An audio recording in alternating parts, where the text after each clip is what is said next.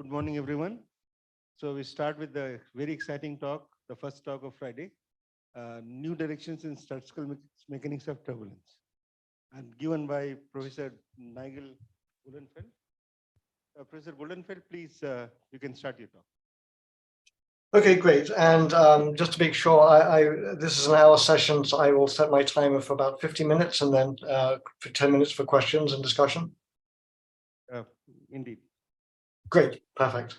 Thank you very much for inviting me to participate in this symposium, and I'm very sorry that I was not able to travel to Bangalore to be there in person, which I hope to do one day. So I'm going to talk about some recent developments that we're excited about, and which sort of lie on the frontier between mathematics and physics. Everything that I'm going to talk about is essentially physics, and if you're a mathematician, regard this as sort of suggestive of what might be provable. So we're generating conjectures here, but very powerful ones, and conjectures that are originating in a different perspective from the traditional one of turbulence, really looking at it as a problem in non-equilibrium statistical mechanics. But as you'll see, we've made a lot of predictions and also a lot of experimental confirmation for part of the talk. So I'm going to be mainly discussing two different topics. One is a low Reynolds number, one is a high Reynolds number, one is the transition to turbulence, and one is what happens in fully developed turbulence. And my collaborators are listed here, and I won't read them out to you, and our funding is given over here. So what I propose to do is start off with a bit of propaganda, really just to sort of set the stage of what we're trying to achieve in these works. So I'm going to start off with some rather appropriate quotations from Richard Feynman in his lectures in physics, where he talks about turbulence in a rather unusual way. And this is what he says. He says, we've written down the equations of water flow. From experiment, we find a set of concepts and approximations to use to discuss the solution: vortex, streets, turbulent wakes, boundary layers. When we have similar equations in a less familiar situation, and one for which we cannot yet experiment, we try to solve the equations in a primitive, halting, and confused way to try to determine what new qualitative features may come out, or what new qualitative forms are a consequence of the equations. Now you can see that I've highlighted the words qualitative. Feynman, of course, was the epitome of the quantitative physicist, quantum electrodynamics, of which he contributed mightily to, and for which he received the Nobel Prize in physics. Is really the most quantitatively accurate and most well-tested theory in all of science. But Feynman here is emphasizing the qualitative features and the qualitative forms. And he goes on and says, the next great era of awakening of human intellect may well produce a method of understanding the qualitative content of equations. And today we cannot, this is in the 1960s, today we cannot see that the water flow equations contain such things as the Taylor-Corrette flow of turbulence that one sees, and so on and so forth. So again, what exercised his imagination was the qualitative content, and the qualitative behavior of matter is, of course, the domain of statistical mechanics. So what we're trying to do here is expose the qualitative content of the equations of fluid mechanics from a statistical mechanics viewpoint. And we've really made starts in three different directions here. One is on transitional flows, which I'll talk a lot about, although two separate sub-projects. One is on what we may call fluctuation dissipation relations, which I won't say very much about at all. And then the last part will be on thermal fluctuations and the phenomenon of spontaneous stochasticity. So let's just, let me start by giving you a kind of overview of the developments that we're interested in and that I'm going to be talking about. And then I'm going to sort of focus in and discuss these things in more detail. So at the beginning, of course, I just want to say that we're talking about just regular simple fluid. So here is the Reynolds number.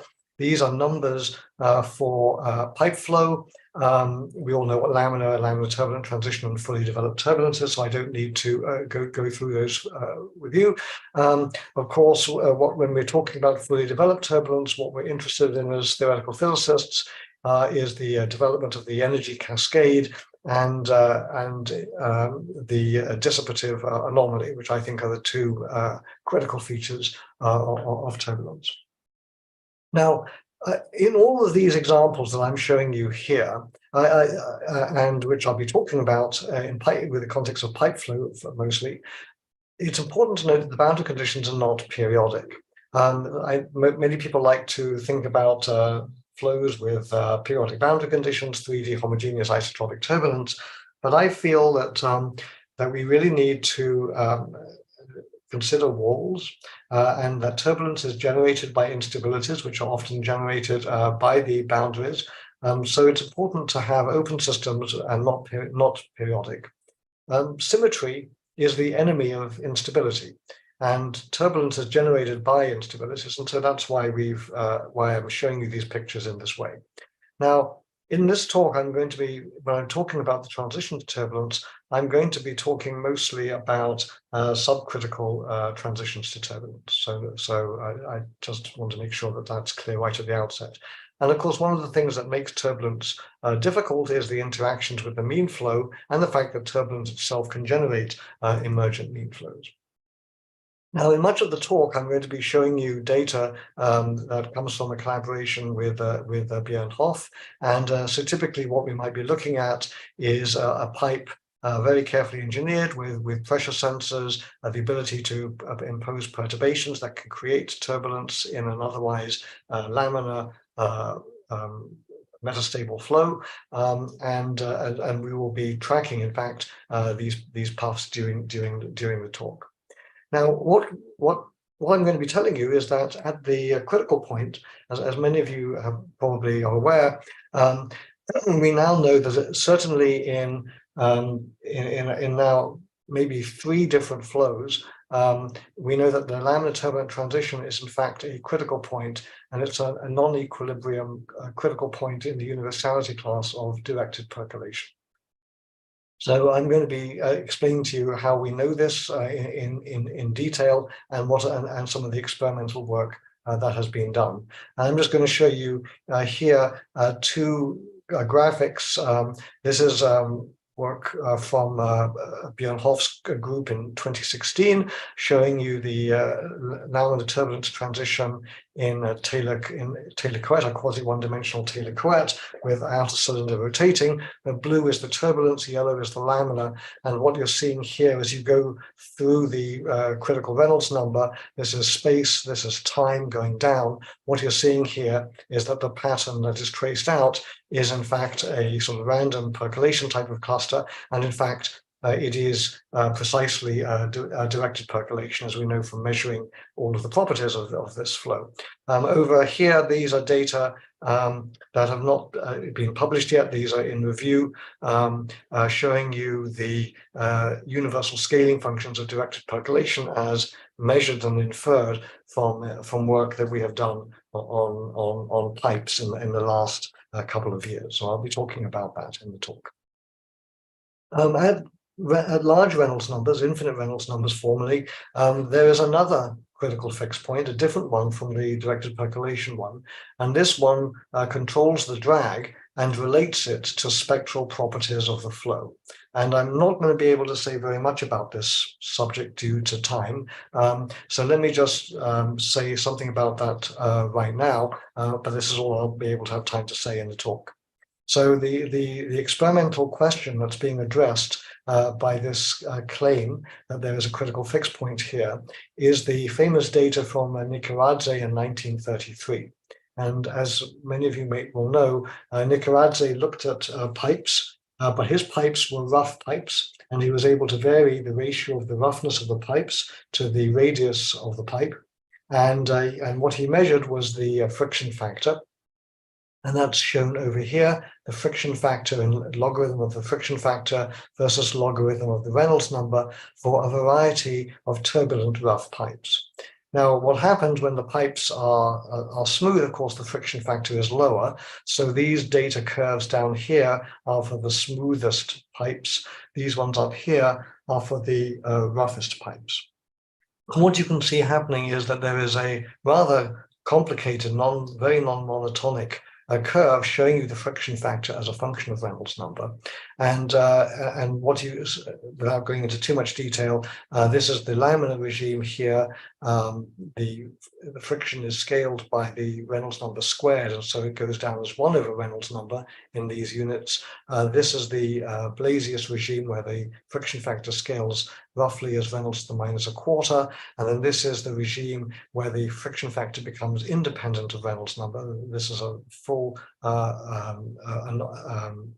strong anomaly, if you will, of dissipation, and the friction factor then scales only with the roughness and not with the Reynolds number. And the scaling with roughness goes like roughness to the 1/3.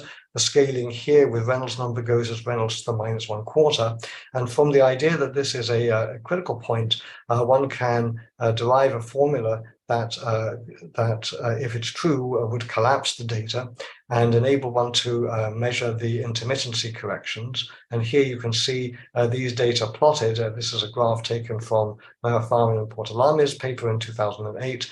And this graph is with an estimate of the intermittency exponent of about 0.02, consistent with spectral estimates, showing very good data collapse. And this is a result that is derived in my paper from some time ago. I'm not going to talk more about that. I will just say one thing more about that. These results are results that now go back quite a few years. In the last year or two, this is not my work. This is work of Pinaki Chakraborty and collaborators. We did the analog of these experiments in 2 dimensions, and the most recent paper shows the full analog of these data collapse in 2-dimensional turbulent soap films. Okay, so, and you can the latest paper on that was published in Science Advances last year. Okay, so then now we know that the critical point here is directed percolation, but what happens as we increase the Reynolds number? And what happens is that you get a sequence of transitions, which we'll call the puffs and slug transitions. So you'll see a couple of pictures during this talk, rather like these ones up here. In all of these pictures, the horizontal axis is space, the vertical axis is time, and the color scale tells you the turbulent intensity. And so this shows you a puff that is slightly moving backwards in the lab frame due to drag, and eventually will decay. This shows you a puff that then splits. This shows you an expanding region of turbulence, but it's a weak slug. It has a front on the upstream edge, but no front on the downstream edge. And then a higher Reynolds number still, it has 2 fronts propagating outwards, as shown over here. And so I will talk in detail about these puff and slug transitions and how one can understand this in space and time. And then later, I will end my talk talking about the nature of stochasticity at high Reynolds number. And I'm going to show you new results on shell models, the Savre model, showing you that at least our conjecture that you can have thermal fluctuations that trigger stochastic waves that proceed up from the small scales into the inertial range and fully randomize the largest scale to turbulence in about 3 eddy turnover times, very, very rapidly. And we'll talk a little bit about that at the end of the talk. So here's the outline. I'm going to start off by talking about the laminar turbulence transition in detail. I'm going to talk about the problem of how puffs decay and how they split, and the lifetime scaling. I'm going to show you a minimal stochastic model that we developed for this. I'll explain how we made that, what the logic was. I'll show you the predictions, and I'll show you the experimental confirmation of those. In part 2, I will show you what happens beyond the critical point, the growth of turbulent slugs, and I'll show you about these fronts that I just showed you on the previous slide in my introduction. We'll talk about those fronts. Now, I will not have time to talk about a very interesting mathematical feature of these fronts, which is the relationship of these propagating fronts in turbulent slugs to the Kolmogorov, Petrovsky, Piskunov, Fischer fronts that you will be familiar with in other areas of reaction diffusion equations and mathematical physics. And this is a discussion which we can have after I've given the talk if I have time and if people are interested. And then at the end, I'll talk about the length scales when thermal fluctuations become relevant. And then I'll show you how thermal fluctuations can trigger spontaneous stochasticity. Okay, so let's go back to Reynolds's original experiments. And Reynolds, of course, discovered in 1883 that if he injects dye or ink into a pipe and can visualize the flow at low Reynolds numbers, he sees everything smooth, regular, and laminar. At large Reynolds numbers, higher speed, everything is jagged, irregular, and turbulent. And in between, he sees these flashes of turbulence interspersed by laminar regions. Today, we call them puffs, but he called them flashes. And the simplest question that you can ask is how much turbulence is in the pipe? And so here are the figures that I showed you on the previous slide. And here are data showing you the turbulence fraction as a function of Reynolds number. These data are not for pipe flow. These are for a quasi one-dimensional Taylor-Corrett, but it looks the same. And these are data points, and this is a theoretical line, which we'll talk about later.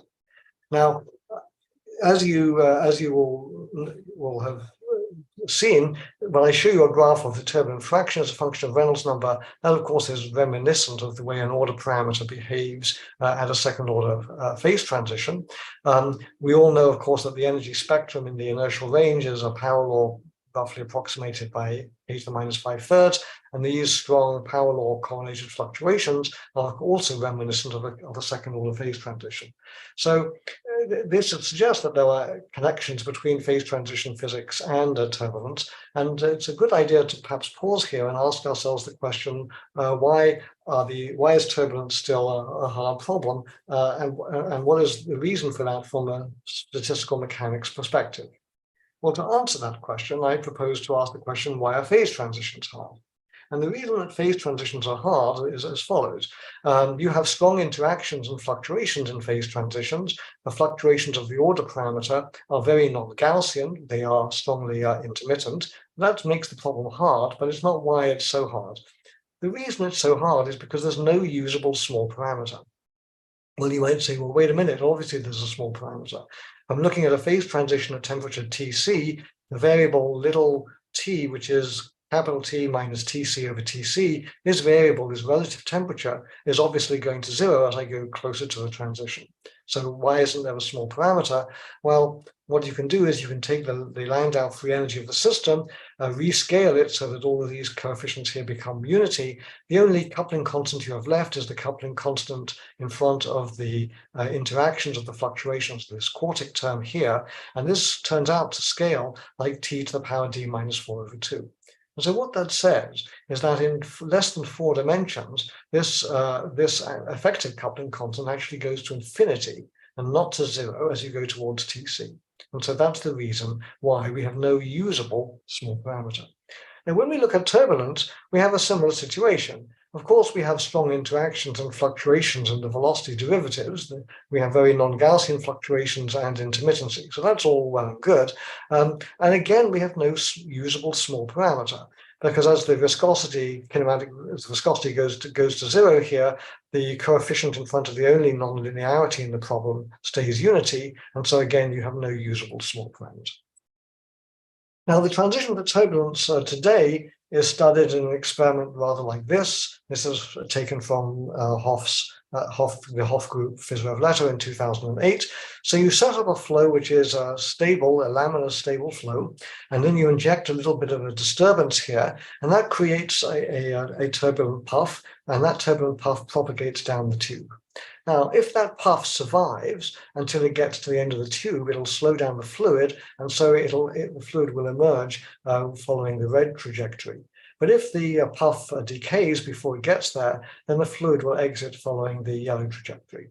And so you can ask the following question, repeat this many, many times, and then you can ask, well, I know how fast the fluid is flowing, I know the distance between the point of disturbance and the exit, so I can work out the survival probability of turbulence as a function of Reynolds number and time.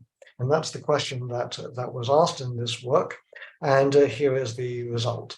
So here is a visualization of a decaying single puff from a computer simulation by Mark Uriel, I think. And what you see happening here is the logarithm of the probability distribution as a function of time for different Reynolds numbers. And what you see is that it does decay exponentially. It's a memoryless process with a lifetime tau, which is plotted here. This is the log of the lifetime as a function of Reynolds number. And you can see that this curve curves upwards, indicating a growth in the puff lifetime with Reynolds number, which is faster than exponential. And when you get to high Reynolds numbers, what happens is that the puffs don't just decay away, they actually can split. And the splitting is shown here. And so what one can ask is, well, what is the time between the splitting events? And of course, that time is going to get smaller as the Reynolds number increases and the flow wants to become more and more turbulent. And when you plot the data, you find you get the curve shown over here. Again, curving upwards, indicative of faster than exponential behavior. If you then take the double logarithm of these timescales, and why you would do that, I'll explain in a few minutes. What you find is that these data all fall on a straight line and they intersect at a line which you can identify as the critical point. And the reason why you identify this as the critical point is that above this Reynolds number for an infinite pipe, there's always going to be some probability that a puff has split, and so there is always some turbulence in the pipe. And so you should think of this as asking, what is the turbulent fraction as you go up above this Reynolds number? It rises from 0 to something non-zero in a continuous way. So what I've told you so far is that all the timescales associated with turbulence behave super exponentially, something like this. Okay, so that's that. Now let's try to make a theory for this. And for the theory, I'm going to fall back on the same kind of logic that one uses to model equilibrium phase transitions in say, statistical physics or condensed matter physics. And I'm going to go through this recital of the logic here for the following reason. My point is going to be that in a magnetic system where we know everything, we cannot start off with a Schrödinger equation and go all the way through and derive the universality class and the critical behavior. And because we can't even do that on the simplest statistical mechanics problems in equilibrium, we certainly shouldn't expect to be able to do that in fluid turbulence. But I want to claim that that is not a demerit and it's to be expected. So let's just go through that. So for a magnet, what we have is multiple levels of description, the electronic structure at the smallest level. We can't solve that, so then we just model the electron spins. That gives us, say, a Heisenberg model or an Ising model, maybe quantum. Maybe we can't solve the quantum model, so we make it classical, still can't solve it. So then you write down the Landau free energy that we talked about, a sort of expansion of the free energy in terms of the order parameter, and from that we can work out the renormalization group universality class. And here is the physics of this. Here is the magnetization as a function of temperature near the transition. And what's happening here is it's important to note that the modes that are responsible for the non-analytic behavior at the phase transition are weak. They have to be weak because they're vanishing as t goes to tc. They are weak long wavelength modes, and the order parameter scales in this way for h equals 0 as t tends to tc from below. Similarly, if we sit at the critical temperature and ask what happens to the magnetization of a magnet as I apply an external magnetic field, normally you would say the magnetization will change linearly proportional to the external magnetic field. But linear response theory is another thing that breaks down at a critical point. And in fact, the correct behavior is shown over here. And what Widom and Kadanoff discovered was that these two stylized facts can all be represented in one similarity variable, where the magnetization, ostensibly a function of two variables, is really just a function of one. And we can see that this works. Here are the experimental data for 5 different magnetic materials, all plotted in the way that the theory predicts, with no adjustable parameters. Here is the theory curve for this universal scaling function. Again, no adjustable parameters, and it all works very well. So this is a great success. It's a model that gives a very precise prediction in agreement with experiment. But this is a bit misleading because it's really a model of a model of a model of a model of a model. Because we started off at the lowest level of description with quantum chemistry and electronic structure, quantum Heisenberg, classical Heisenberg, or Ising, Landau theory.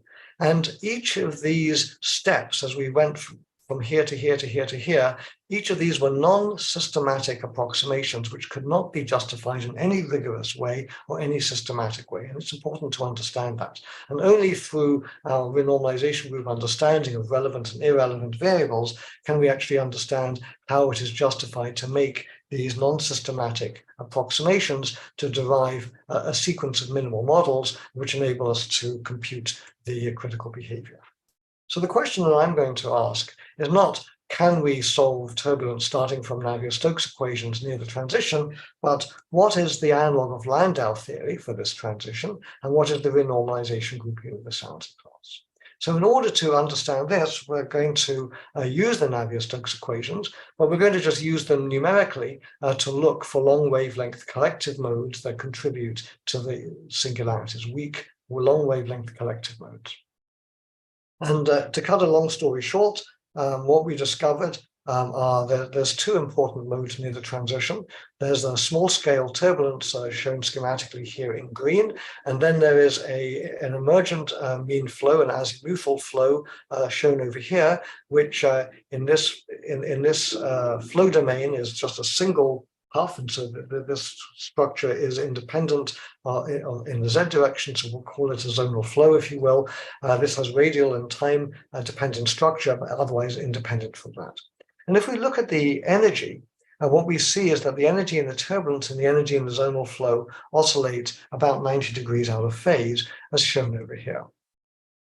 Now, what's going on in this situation is the following. One can derive, and I'm not going to do it in this talk, mean field equations that describe what's going on. But basically what's happening is that the gradient of the Reynolds stress is generating the azimuthal flow.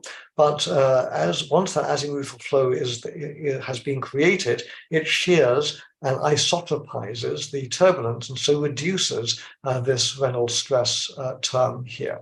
And so what happens is that the turbulence is essentially inducing this mean flow, this I'll call it a zonal flow, but that flow shears and suppresses the turbulence, which is the cause of that zonal flow. And so that then is suppressed itself. And once that is suppressed, then that, of course, by nature induces the turbulence. And so you get a cycle which is very reminiscent of a predator-prey cycle in an ecosystem.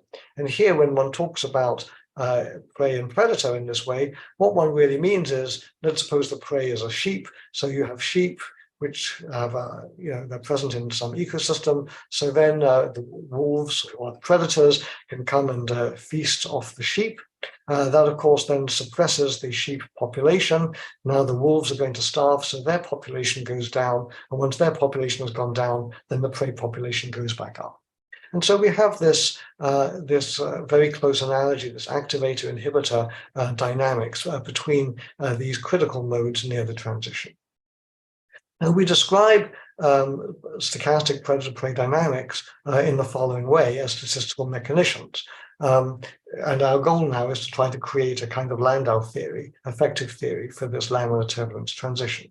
So what you say is this: we have a predator shown in red here, the prey in black, and the way that a statistical mechanician studies this problem is to ask what happened when these things diffuse around in a spatial domain and encounter one another. I'm just going to focus on one of the things that can happen, but there's quite a few things, various birth and death processes.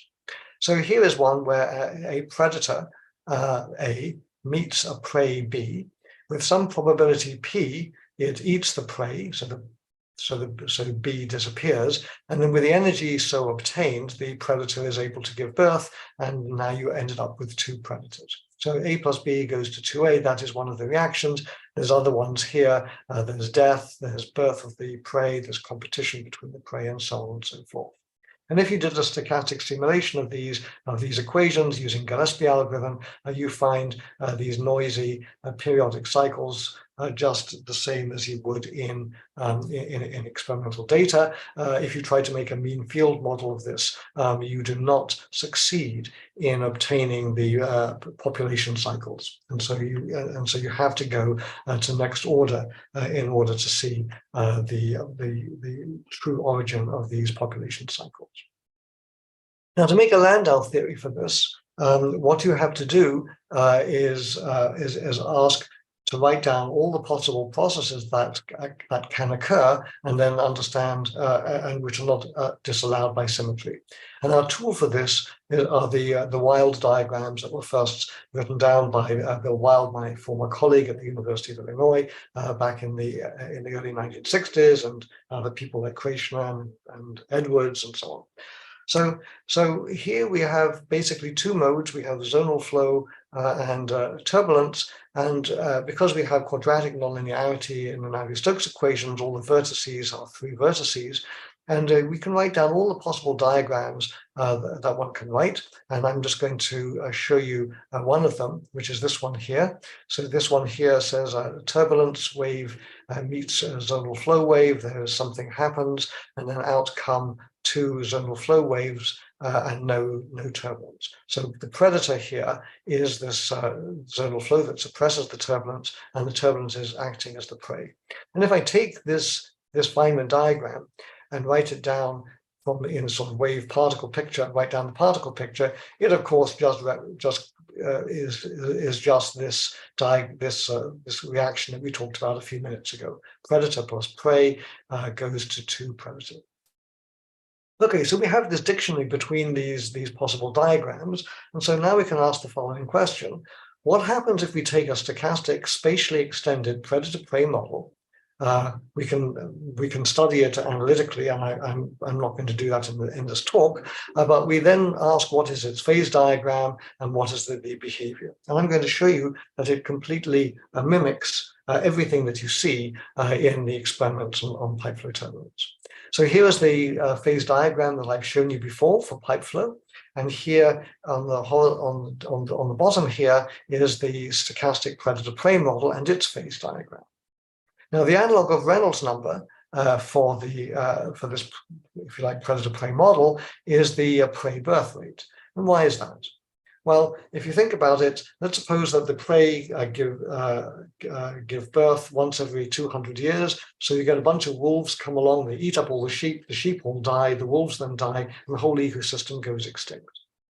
But now let's suppose that the prey, make babies every half an hour, let's say, which of course is not true in this case. Well, then of course the wolves come along, they eat some of the sheep, but then some of the sheep make babies, and so that restores the population, and so you can have a coexistence of the predator and prey. So as a function of the prey birth rate, you can go through a series of transitions which describe the coexistence of these two things.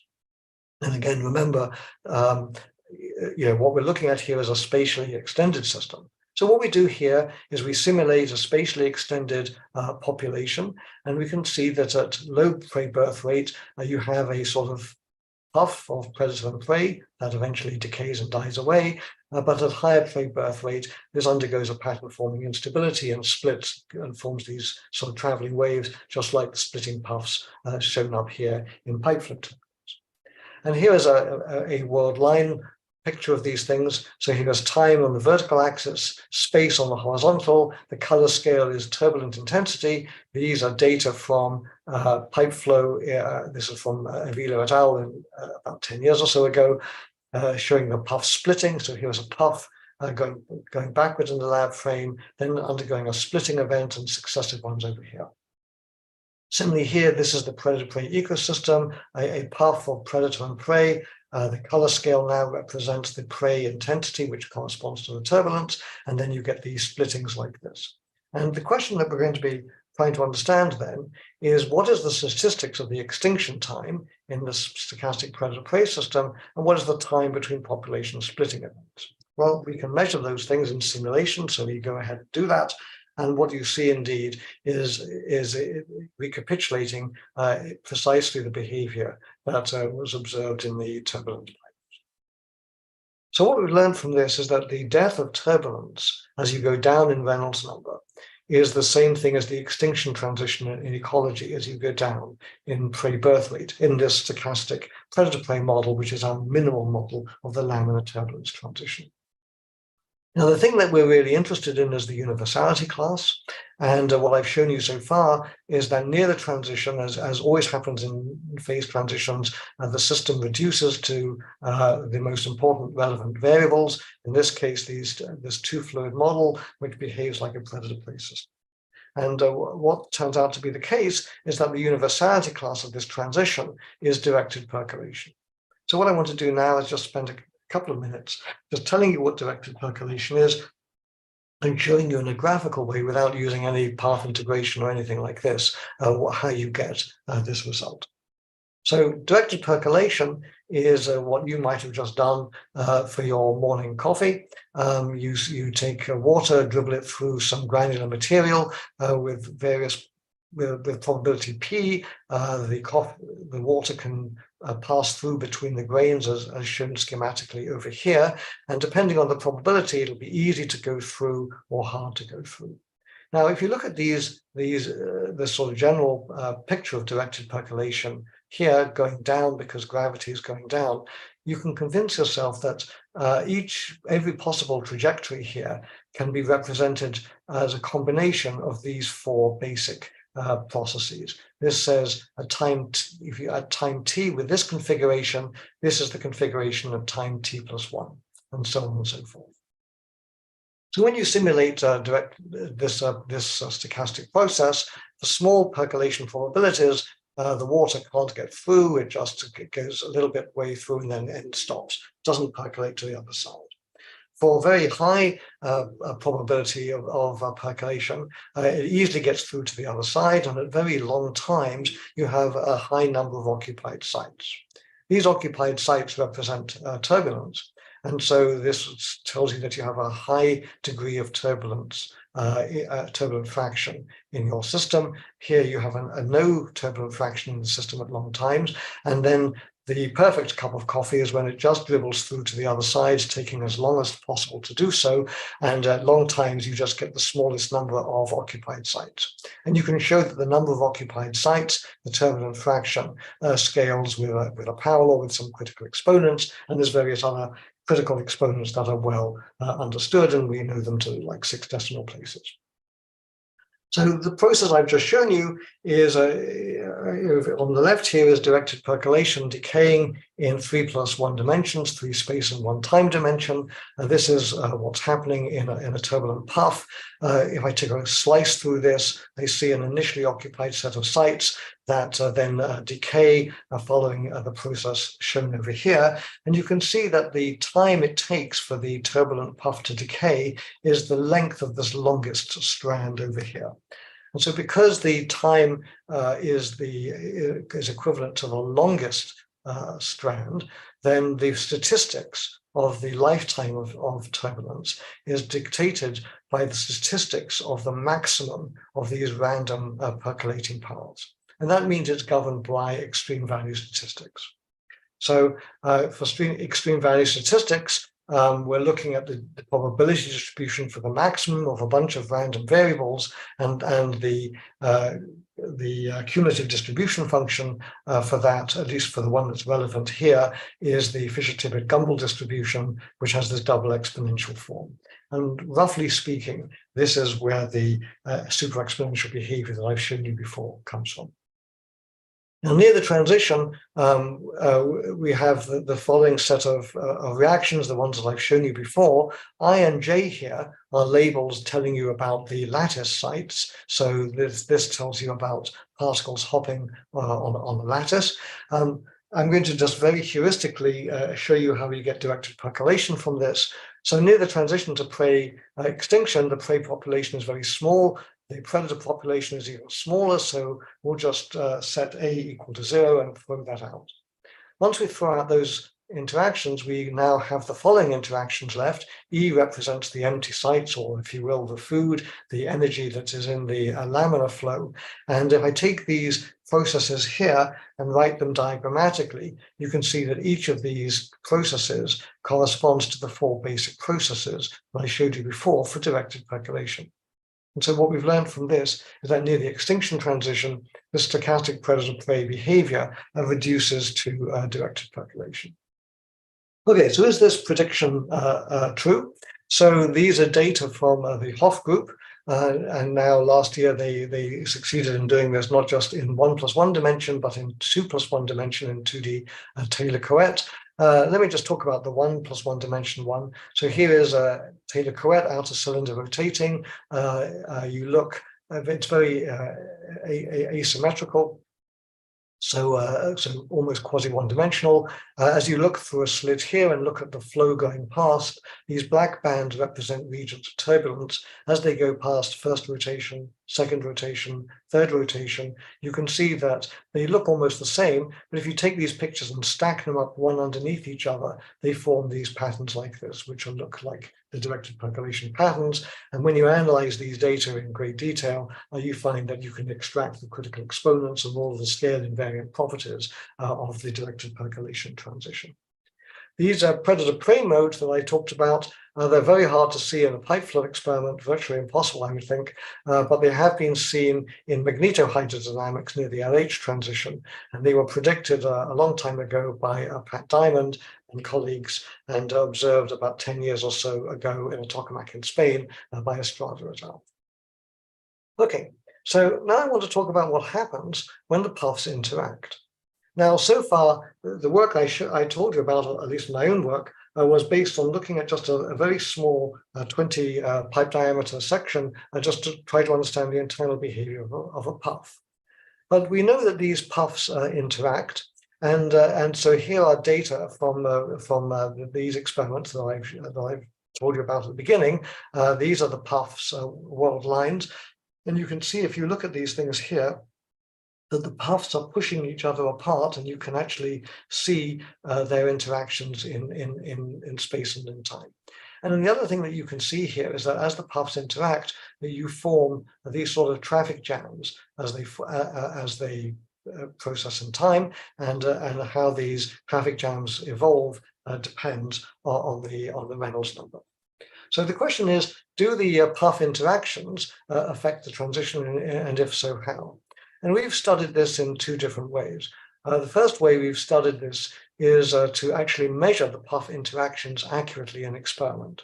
Now, people sometimes ask, well, surely in turbulence, because of incompressibility, there's long-range interactions between these regions of turbulence, and that would mean that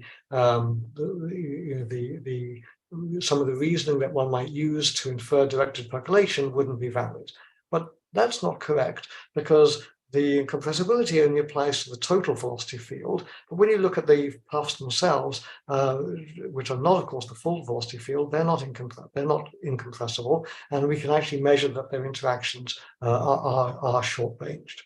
So what we did was we measured the interactions in detail, and then used those as input into various calculations, molecular dynamics, and also analytical work, which I'll briefly talk about.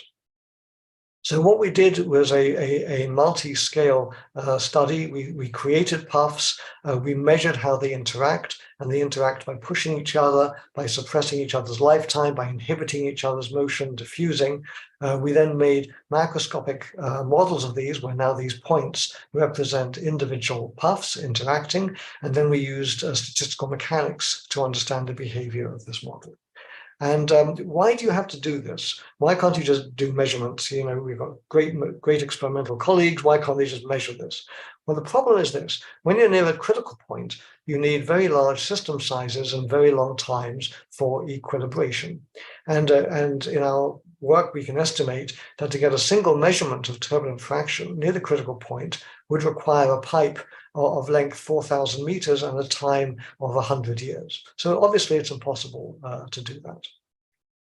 Furthermore, the critical regime, we can measure this, is about 0.05% of the critical Reynolds number. And so it's very, very difficult to see the critical behavior, but not impossible.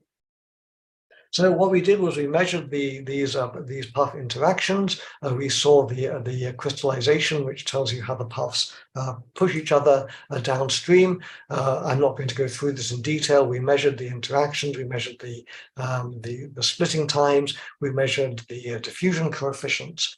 And from this, we were able to then use that as input into the molecular dynamics calculation of the dynamics of these puffs. And then from that, we could calculate various quantities, such as the turbulent fraction as a function of Reynolds number, the universal scaling functions, and scale invariance near the critical point in space and in time. And I'm not going to go through that in detail.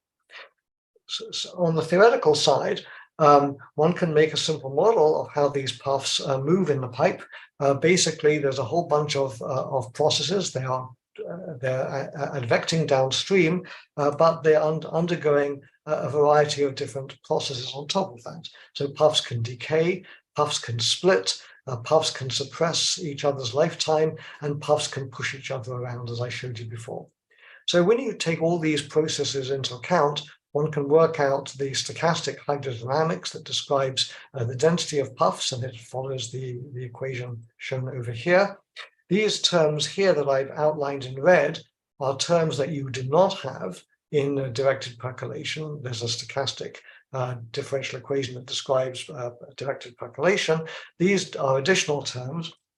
And what one can show, and I'm not going to go through in detail the analysis, is that these terms are irrelevant operators at the directed percolation fixed point. So we can also study these things in great detail to actually compute the exponents very accurately using finite size scaling. I think I'm going to skip this and just come to the summary of this part of the talk, and I want to leave a few minutes for the next topic. So what I've told you is that puff interactions lead to traffic jams, local regions of puff crystallization. Close to the critical point, these crystals of turbulence melt due to these fluctuations, and you see the directed percolation universality class in a variety of different exponents. And the amazing thing about this, at least it's amazing to me, is here we're talking about turbulent fluid, and yet its behavior at the laminar turbulence transition is what you would get in a lattice non-equilibrium model. And we know this with great precision now, and it's, to my mind, it's remarkable, and it would be amazing to be able to understand this in a less heuristic way than what I've shown you. I'm going to just spend I'm going to skip these slides here. There's a lot here that I can talk about in questions if people want. I'm going to skip those. I want to just end by talking a little bit about thermal fluctuations. So David Uriel, many years ago, speculated that thermal fluctuations might be observable, and tried to estimate the time scales how long it would take for thermal fluctuations to affect macroscopic motion. Ed Lorenz, back in 1969, this is not his famous paper on the Lorenz attractor. This is a second paper. Had the idea that deterministic fluid systems may be observationally indistinguishable from indeterministic systems, meaning random systems, and specifically the idea that two states of the system differing initially by a small observational error will evolve into two states differing as greatly as randomly chosen states of the system within a finite time interval, which cannot be lengthened by reducing the amplitude of the initial error. This is the idea of spontaneous stochasticity. It says it's like having Lyapunov exponents that are infinity. You can be arbitrarily far apart after being arbitrarily close initially in a finite time. Now, does that really happen? And if so, how? Well, this is a one way to answer this. So what we decided to do was two things. First of all, we wanted to understand what happens in the far dissipation range. And then we wanted to understand, once we understood that, what happens to spontaneous stochasticity. So I'm not going to have time to go into this in a huge amount of detail. I'm just going to summarize the results here. So the main point is that in the far dissipation range, one has to worry, it's inevitable that one has to worry about thermal noise, and the equations that one needs to do that were first written down by Landau and Lifshitz. These are the Landau-Lifshitz equations, which are just the Navier-Stokes equations, but with these stochastic forcing shown over here. And there's a fluctuation dissipation theorem that tells you the amplitude of these stochastic terms. And one can work out that the thermal noise is very weak, and so obviously is not very relevant in the inertial range. Here are some of the parameters that we've estimated for the atmospheric boundary layer, and what this shows you is, I'm not going to go through this in detail, is that there's a range of length scales far above the mean free path, where these fluctuations would be observable. So in other words, from 49 microns up, you would be able to see effects of thermal fluctuations. And this is still in the regime where you have hydrodynamics, much greater than the mean free path. So we aren't the first people to come up with this conclusion. There's a long forgotten paper by Betchoff in 1957, which, using different estimates and so on, but more or less came to the same conclusion. So the spectrum should look like this. Here is the usual far dissipation range spectrum, but it doesn't exponentially decay as shown here. There's this turbulent, there's this thermal part that comes in at very small scales.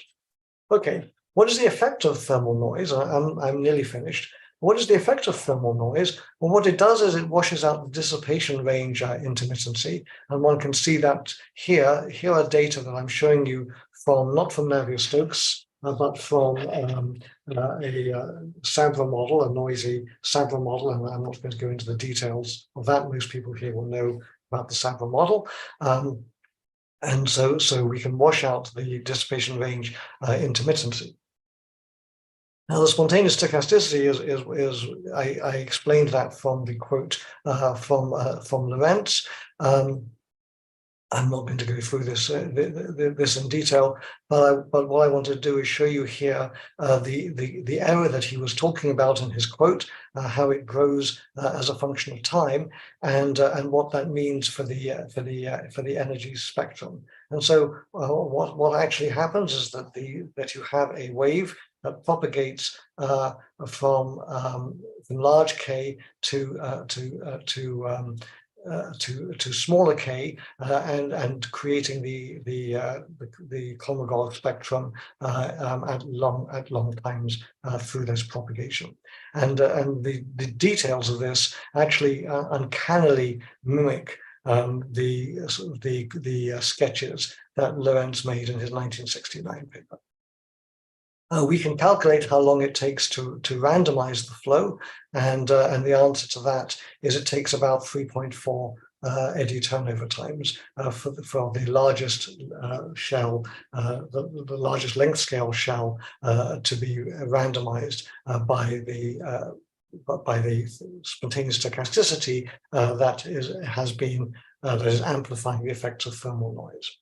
And then lastly, if you have spontaneous stochasticity, what you want to be able to show is that in the large Reynolds number limit, you have a universal scaling of the probability distribution for the fluctuations of the velocity field. So these are the shells in the system showing you for different Reynolds numbers that we have a universal statistics for the fluctuations and the energy flux.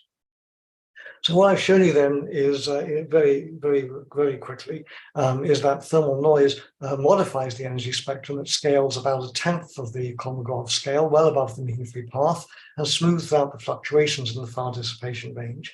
And this thermal noise, at least in the simulations that we can do with the Savra model, can trigger spontaneous stochasticity, leading to propagation of error to large scales in a few eddy turnover times. And why this is important? Well, what it tells you is that with large eddy simulation or weather and climate modeling, we should not try to attempt higher and higher resolution. There's a fundamental limit on the resolution that's appropriate, and so stochastic ensemble modeling is what is really the right thing to be doing. So here's my conclusion for the two parts of the talk. I've shown you that stochasticity controls the universal asymptotic behavior through two fixed points: one controlling the subcritical transition to turbulence as a non-equilibrium phase transition, one controlling the large behavior and the thermal fluctuations and spontaneous stochasticity. So here are some references, and I'll be happy to take any questions. Thank you. Great. And thanks a lot for a very interesting and exciting talk. So we are open for questions.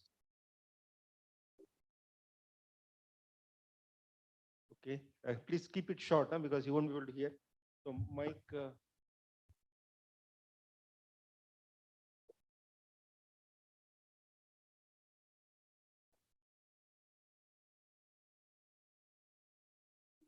Experiments, very interesting set of results.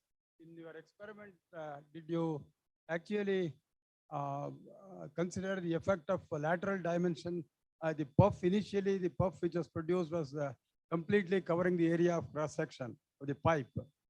Supposing you generate puffs which do not cover the area of cross section, and even after splitting, if there are puffs will become smaller, and it can be transported instead of splitting and cohering, all those things, it can be transported, and if it gets transported by the mean field, local mean field, then the extinction time will be much larger, I guess. So did you consider the effect of lateral dimension? That is one thing. Yeah, and yeah, that's been studied a lot. In some of these experiments, one can supplement the experiments by direct numerical simulations because the Reynolds numbers are relatively low, about 2,000. So the structure of the puffs is very well very well understood.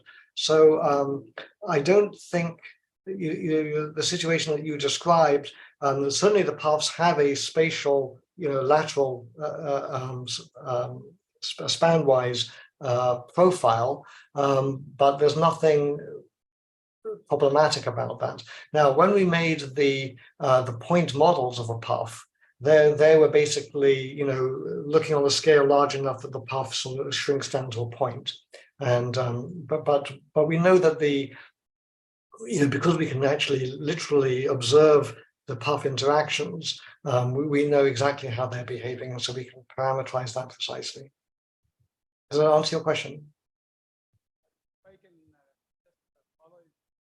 When you use this Sabra or any other shell model to look at the dissipation range, there are, I think, important differences in the dissipation ranges of shell models and Navier-Stokes. Yes. So, but you have, I guess, pushed ahead and also done it at the Navier-Stokes level? We haven't, but John Bell's group at Lawrence Livermore Lab have access to supercomputers that we don't have. They have done this, at least including thermal fluctuations. So they verified that part of our work. And as far as verifying the prediction about the stochastic wave propagating away from the dissipation range, that would be really, really hard to see in Navier-Stokes. It's even challenging to do it in a shell model. So I completely take your point. As I said, we regard these results as suggestive, not definitive, and we present them as it is, and we'll have to see how they can be, if and how they can be trying to be verified either in experiment or in other simulations, but it would be very, we've tried to calculate how long it would take to do this if you had access to supercomputers, and it would be very difficult to do this because the Reynolds numbers would need to be so high in order to be able to mimic what we did in the shell models with Navier-Stokes. Thank you. Okay, Yep. I have, okay, please go ahead. Mike, yeah.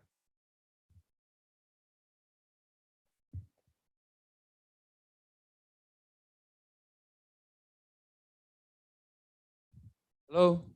Hello, Nigel. Who's this? Processes you are describing, yes.